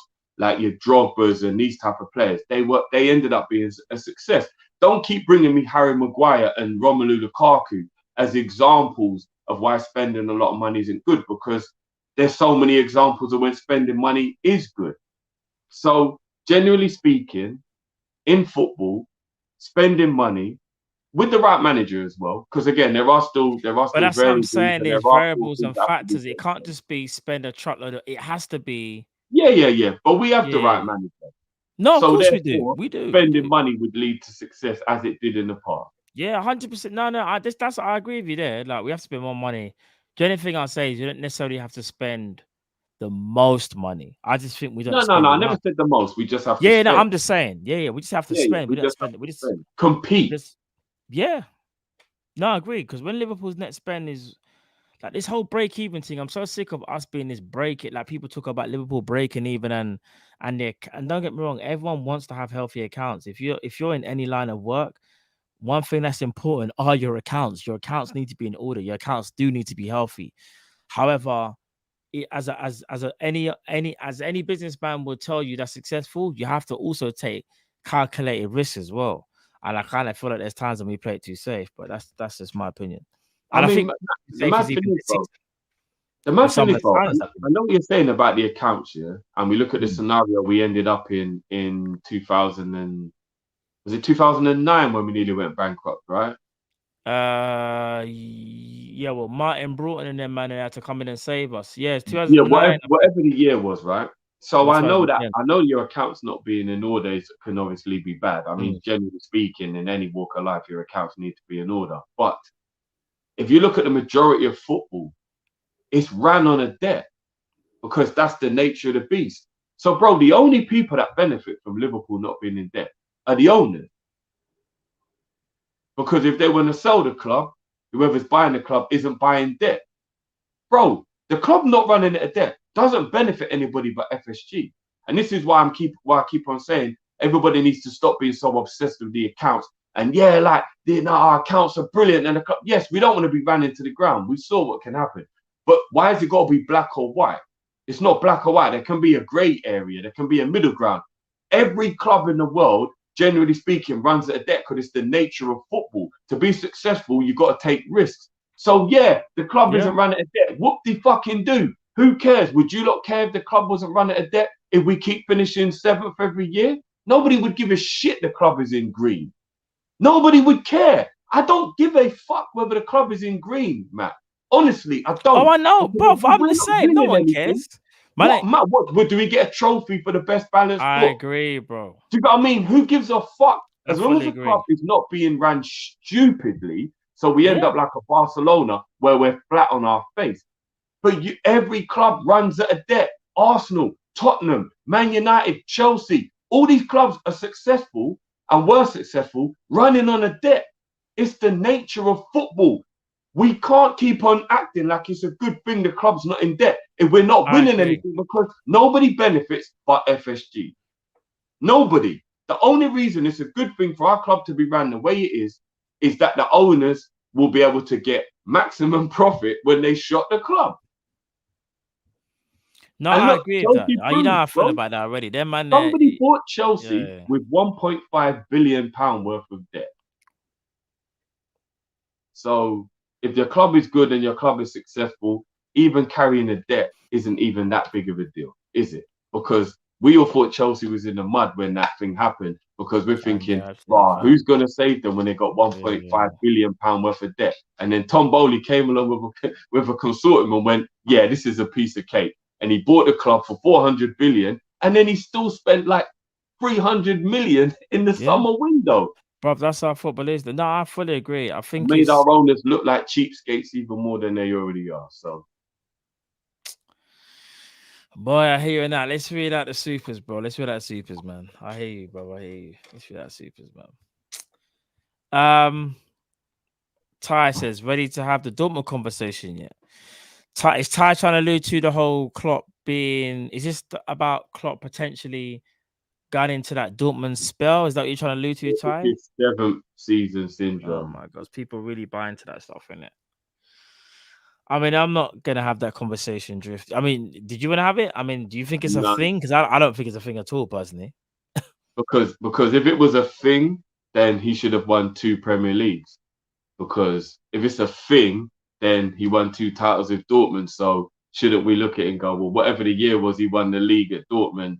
It means he should win the league in England, or you know what I mean? Like it's too easy to go down that road of like 7th season syndrome or whatever. There's low because and if that's the case, let's apply the same logic. This is the longest job Pep Guardiola's ever had. So by that logic, should Pep not have left? Because Pep never stays at a club longer than a certain amount of time or whatever. It's a very easy stick to just beat Klopp with. And I think a lot of people are just paranoid about the fact that we've had a poor start to the season. And they're just, it's just clutching at straws. That's all it is for me. And we never know. At the end of the season, it could be a bad year. But what I'm saying is, to just say, oh, it's the 7th season syndrome. Yeah, it's clutching at straws, man. There's no such thing in football. Things happen. Lazy. Look how many omens people said that we're supposed to win last year. Remember all the omens people go, oh, well, this happened in this time and this and this. Yeah, those omens didn't mean that because we didn't win the Champions League. People are just trying to clutch at things, innit? Yeah, everyone clutches, man. Everyone thinks they're clutch right now. Well, the people that are saying that think they're clutch still. But big at yourself, though. Look, appreciate Super Chat, bro. And last but not least, 1975 Jamot says Robbo plays 65% of his games last year in the red. I mean, that's obviously alluding back to the injuries thing, and I can't even front. Like, the Robbo thing is mad. I can't front. We know Tsimikas should have played way more. And what's so mad is that, you know, Robbo's injured and now Tsimikas has to play. And it's for Tsimikas to kind of lose now because obviously I think Robbo's not back until after international. In fact, Robbo might be available for the next game, but he shouldn't be starting. I think Tsimikas has played well enough for the games that he's played, and I think Klopp needs to trust him way more, like way more. Just understand that this brother's a G, bro, and he should be playing. So I think that's it's about getting the balance right. Parts. The whole Tsimikas thing is a little bit confusing, I must admit. I can't even defend that. I'm very confused as to why he doesn't play Tsimikas more. I don't know. I don't know what's going on there. But... No, it's mad, isn't it? And Ty says nothing to do with 7th-season syndrome. It's the fact that it was the injuries from players being run into the ground, which mirrors Dortmund. Well, if you're talking about that, again, I mean, I can understand that point, but at Dortmund, his squad was so small because he kept smaller, innit? That's what I was thinking as well, and a different.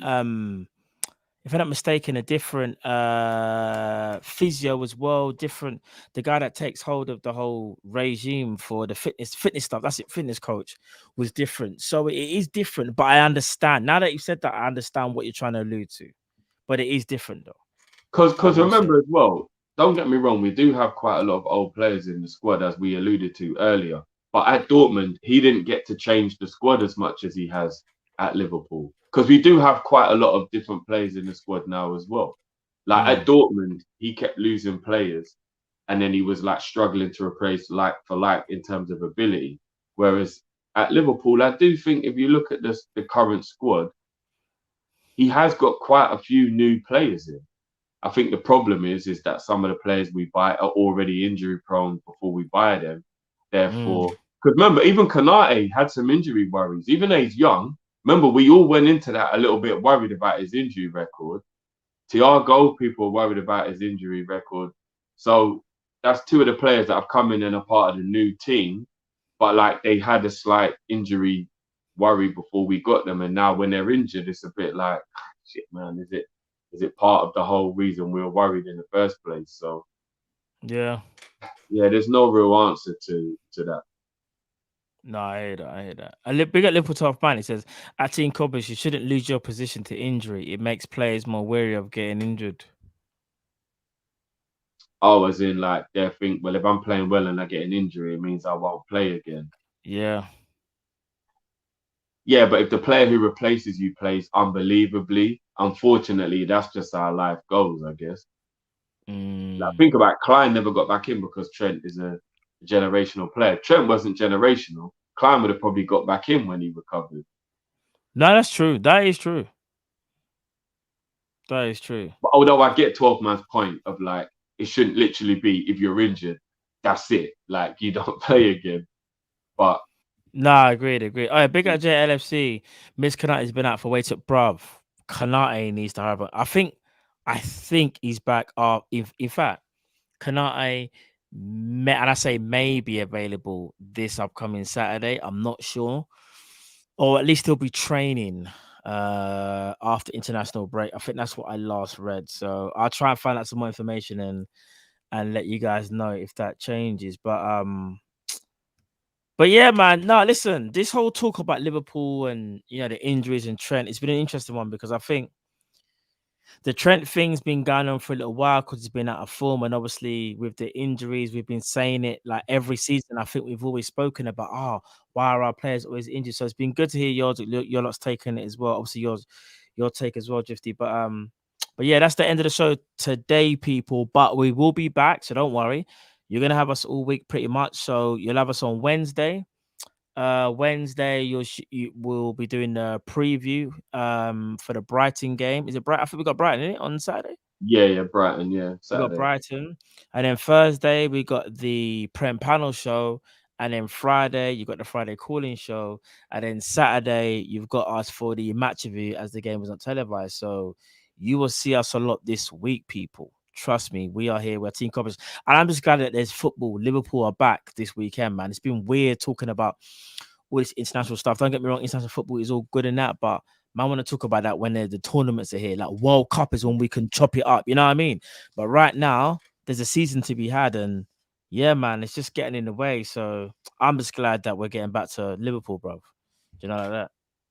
Yeah. I mean, we don't know if we're going to be playing well. We might be just as frustrated, maybe getting. No, don't say that. Don't say that. We've had to wait how long to watch Liverpool? The last thing I want to see is Liverpool. Yeah, I know how it goes though. I'm not gonna say nothing. Liverpool's like having a hangover. You know you should never drink that much again to get another hangover, but you can't help it. So Facts. Yeah. Facts. But now, people, listen, it's been love as always. And if you haven't already, smash that like button. I saw at one point only 100 people smashing the like. Like, come on, man. Over 500 of you in here tonight, man. Come on, man. I know England are playing in that, but I know a lot of you must surely be Liverpool fans. That's why you're here, right? You know what I mean? But now, love as always, people. And we'll see you again on Wednesday, and we'll be back with more content, people. Stay blessed. We are Kop-Ish. We're out. Love. Peace.